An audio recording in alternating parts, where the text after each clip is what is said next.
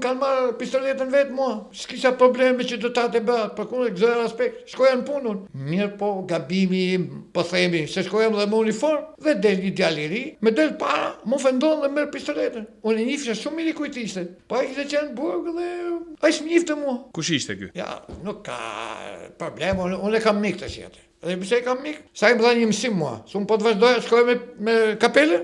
Në i tjetër, këtë për qef, më vëjste. Dhe sa i më dha një mësim, më qoj vllajën e ti në darkë, më kërkoj të falur. I vllai ti, na fala, po e fali mu. Dhe prap, ai kërkoj të falur, i thash, ore, shko pyet edhe herë, ai kam gjaborç, se unë do shkoj në punë prap.